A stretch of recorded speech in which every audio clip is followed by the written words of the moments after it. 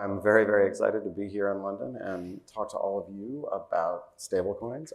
Had a long relationship with two of the institutions on this panel, both Circle and Ripple, for whom I did legal work in my former full-time gig. I was the co-chair of the fintech practice at Paul Hastings, and have been around the payment world for quite a long time.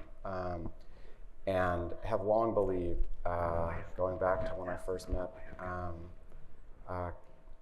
Chris Larson and Vitalik in Harvard Yard, I think it was 2014, that payments are the core application for distributed ledger technology. So, it's only taken a decade for the rest of the world to catch up.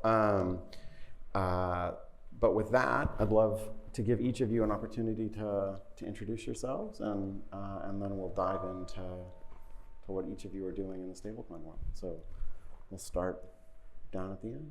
Sure. Hi, Emma Hagan, UK CEO for Clearbank. We are the first UK clearing bank in 250 years, and primarily through both APIs and our cloud-based bank, we support agency clearing for digital exchanges, as well as regulated FIs, e-money, banks, building societies. It's really people looking for an alternative to the traditional large banks. And we also provide embedded banking solutions, again, partnering with regulated FIs in the market to offer competitive solutions to both B2B and consumer business. Great. Hello, I'm Jack McDonald. I'm CEO of Standard Custody and Trust, a New York regulated qualified custodian that Ripple just bought. We closed our deal last night. Congratulations. I think you have a new title. I have a new title. So I'm heading up the stablecoin initiative for Ripple. So very excited to be here and to talk about what's happening with Ripple and also in the industry.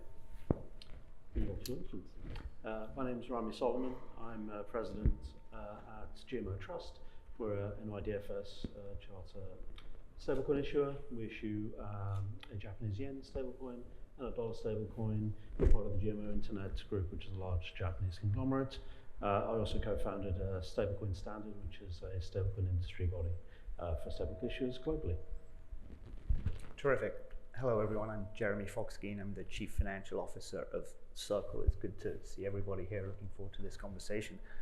You know us for issuing USDC, but at the heart of what we also do is we're building a technology stack, an infrastructure platform to enable all of our partners, those who build upon our infrastructure, to abstract away all of the complexity of crypto technology.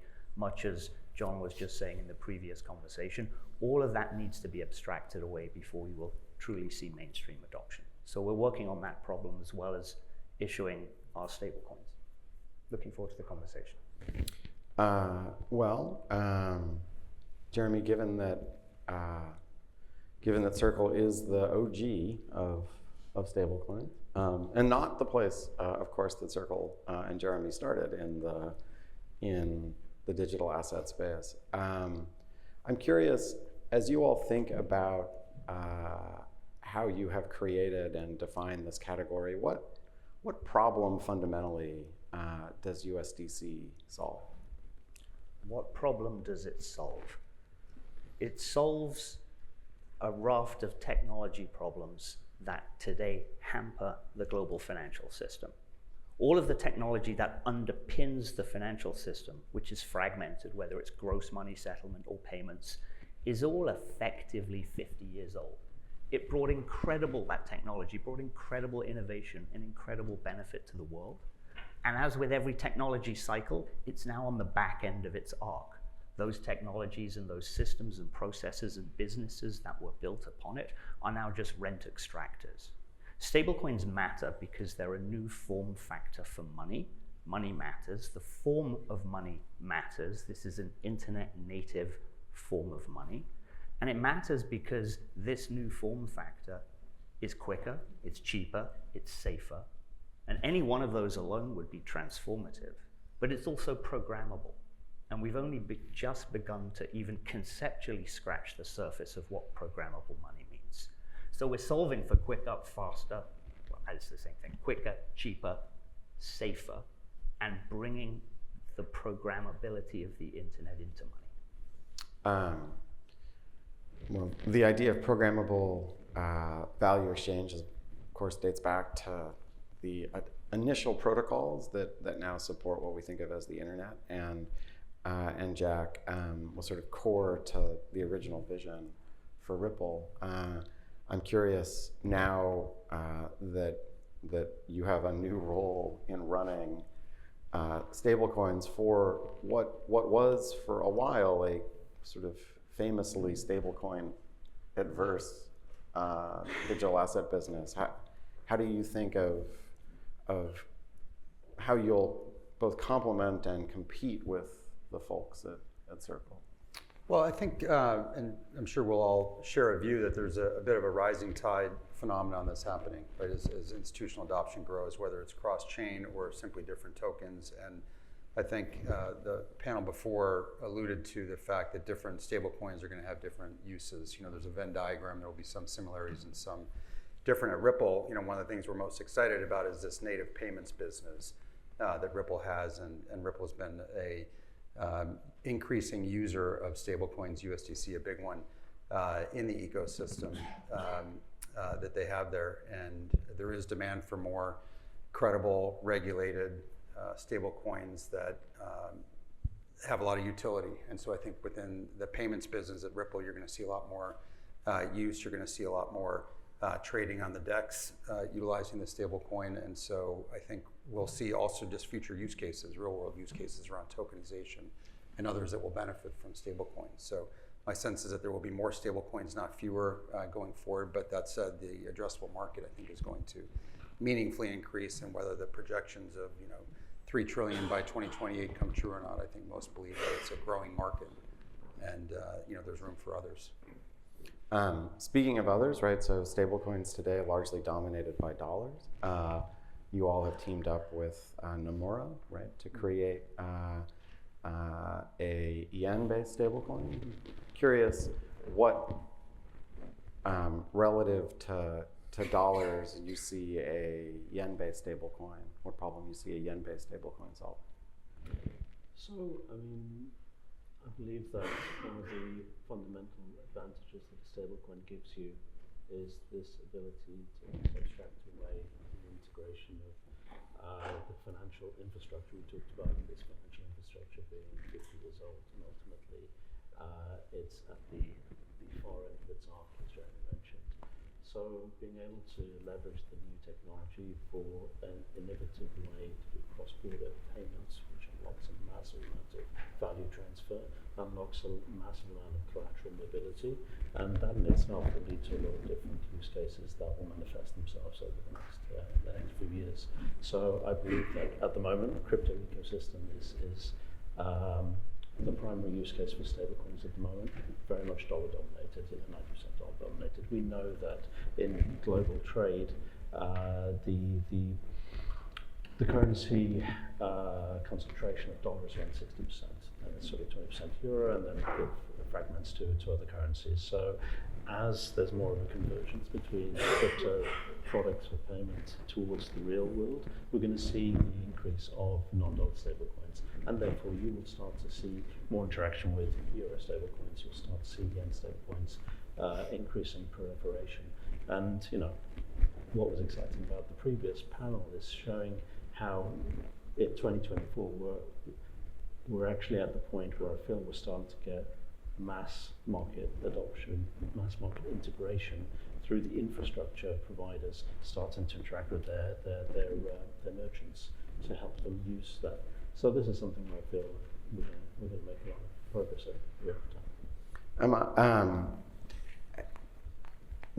There is an extent to which Clearbank is a bit of an outlier, at least with respect to the others on the panel, right? So not an issuer of a stablecoin as far as I know. I'm curious how you all think about stablecoins and how they plug into the more traditional and integrated financial services stack that you offer to your clients.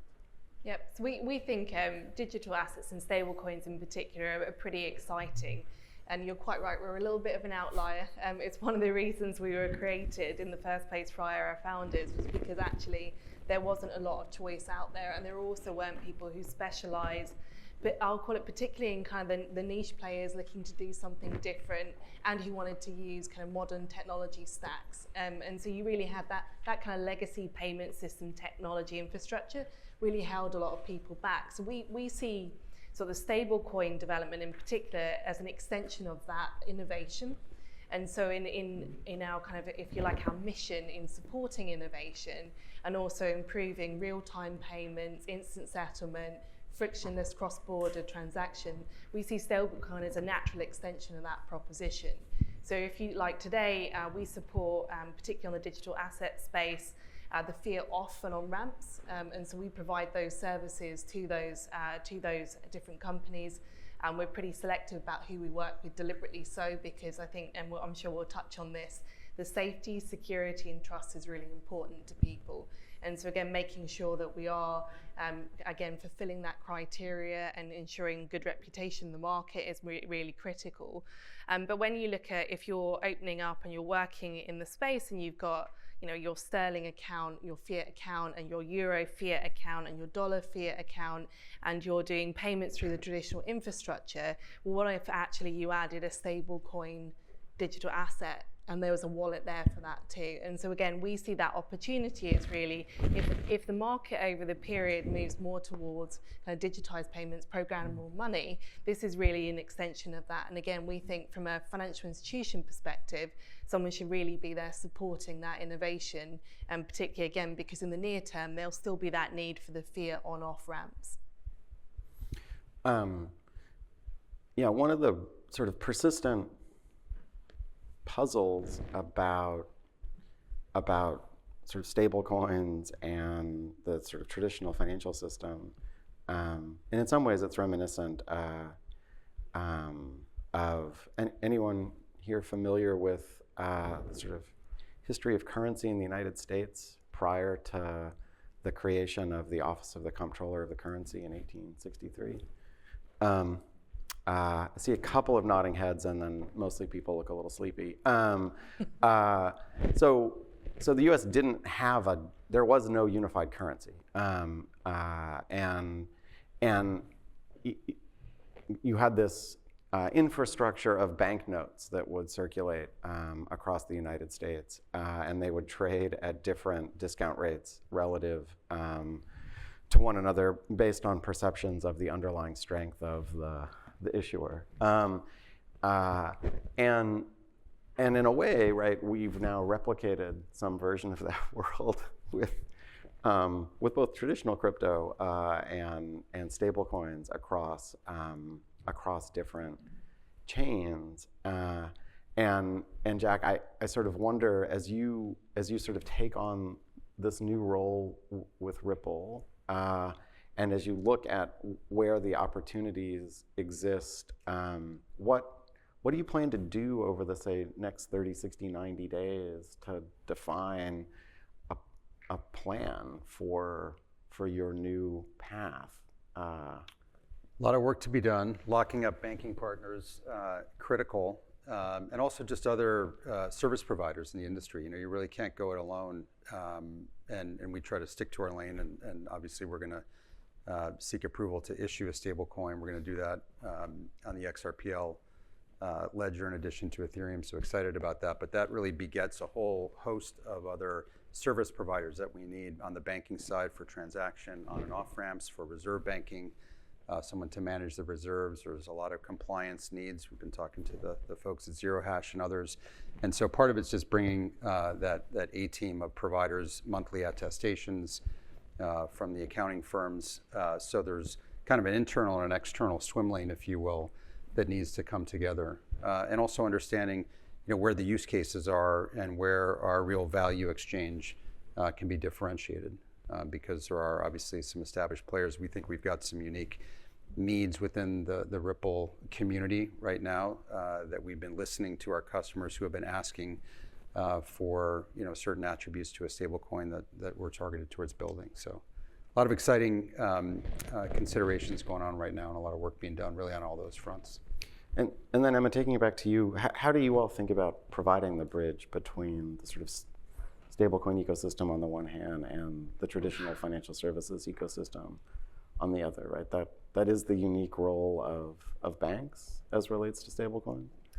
It certainly is at the moment. Now, clearly, regulation might change that over time, but I think certainly in the UK market, the pace of regulation is I'd say, it's behind where the innovation is, and that's always really difficult. I think particularly when you are ideally, and again, although Clearbank is here in supporting kind of this innovation, ideally you want more than one option in the market, just for the purposes of again having different options, being able to gather service providers and banks together in one space to provide the offering.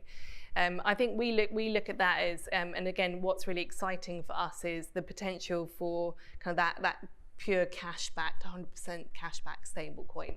And then providing, I'll call it a platform for use cases to then provide the innovation on top of that. So not necessarily, I'll call it as the innovator ourselves, but really as the kind of, I'll call it the safe and secure home that others can build their innovation on top of. And that really helping then to power on innovation. But again, in the landscape of currently an unclear regulatory environment, clear things are better in the EU, but again, there's a kind of way, and again, touching on the ability to do cross-border interoperability. Really, you need kind of a tie-up, ideally, between the US, UK, and Euro markets to create the corridors for that cross-border payments. And that's where we've, again, looking at the future, that's the really exciting opportunities. You connect different markets and disrupt the cross-border experience. Jeremy, it sort of begs the question, how much of your time do you spend managing banking relationships? I spend a lot of my time on issues of regulation and banking relationships, right? You started with the history of the US dollar when every individual bank issued a separate banknote pre a Federal Reserve currency, and you kind of talked about how they traded. And then with Emma, you talked about the interoperability, which is critical. And I mean, let's simplify things, but it's instructive. There's kind of government money, it's paper money, and then there's commercial bank money. And now there's this new form factor of money. They're all money. The regulation hasn't caught up to make stablecoins money yet, which means there are stablecoins issued by many people with many different characteristics because there isn't yet a coherent, consistent regulatory framework, and there will be. Banks play a crucial role. Think about government money and commercial bank money. Banks are the interoperability factor to take, as one of their roles, government money, turn it into commercial bank digital money, which has, frankly, exponentially higher utility. You can access the payment rails in all of these different, somewhat clunky but incredibly valuable, whether it's credit cards or ACH and wires and direct debit and all of those other things.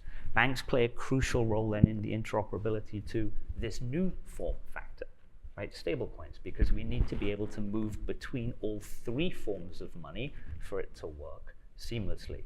The reason banking works is because of regulation, right? Every bank used to issue their own banknotes in the US.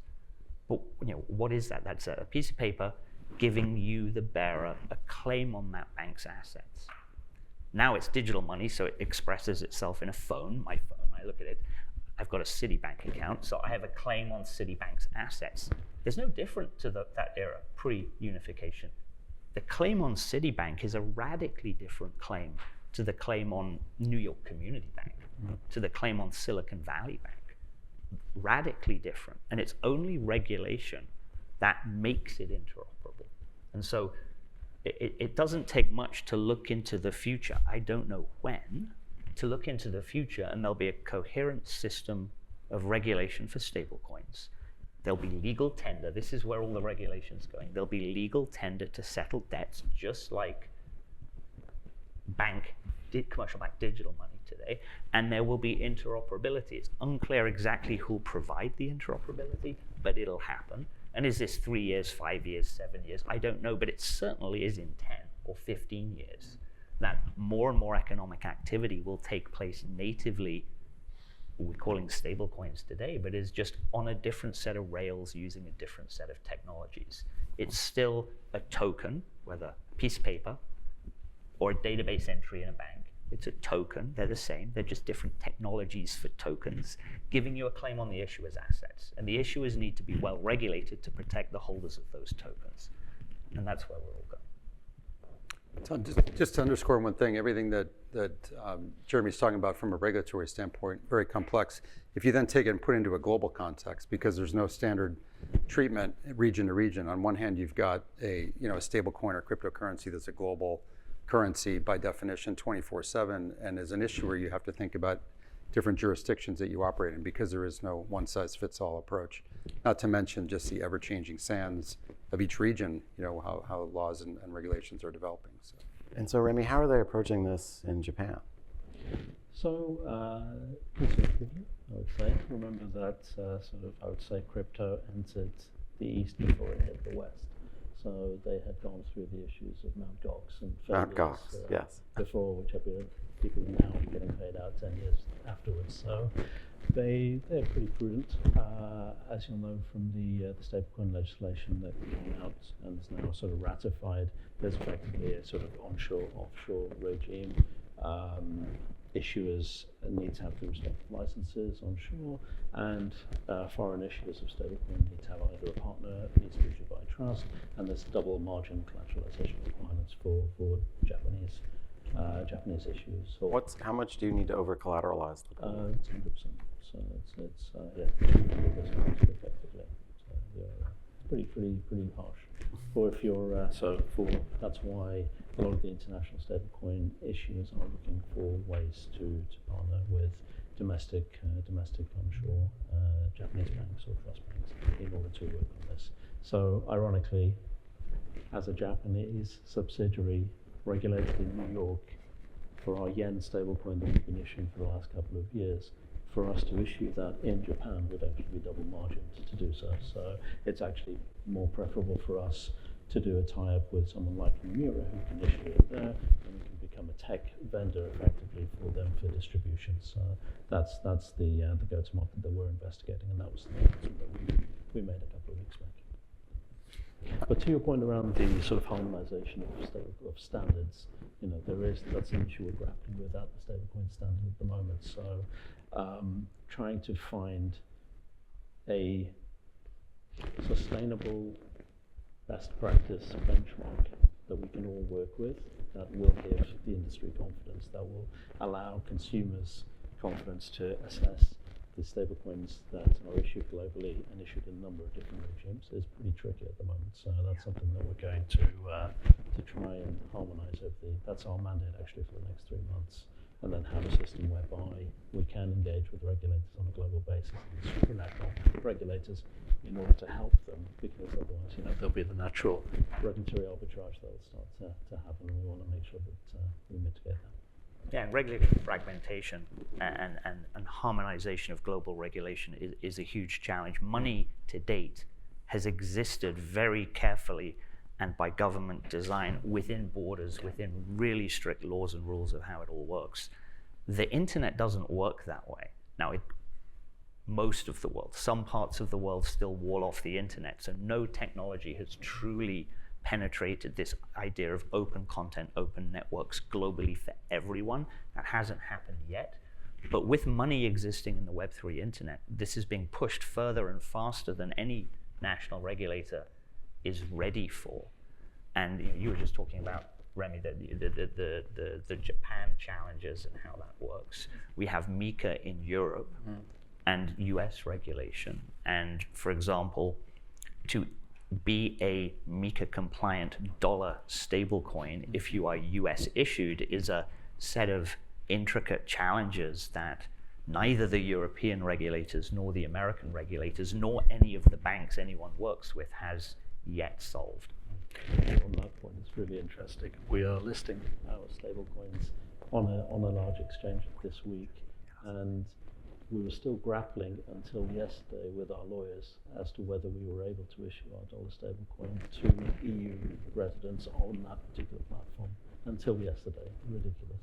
So, and in the end, we took the conservative decision not to issue it to the EU customers of that particular platform. But yeah, and you see that with announcements from OKX saying we will only list MiCA compliant stablecoins. You've seen that, was it last week or the week before, with Binance announcing that they are, what did they announce? They are working very hard to figure this out, but the pathway is less access to non-compliant stablecoins in Europe. But the outcome of that is that actually for European consumers, MiCA has actually made a suboptimal result for those customers who are wishing to trade, because ultimately they have drained those exchanges of the liquidity, because most of the cryptocurrencies that they'll be trading against, whether it's Bitcoin, ETH, or any of the other coins, generally are against a stable, whether it's USDT, USDC, or the others.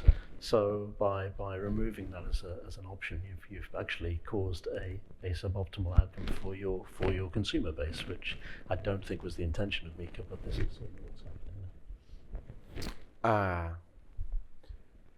As somebody who spent more than a little bit of time working with complex regulatory regimes, I empathize. But just make sure you pay your lawyers. Anyway, if you would join me in giving this illustrious panel a round of applause. Great to hear from all of you.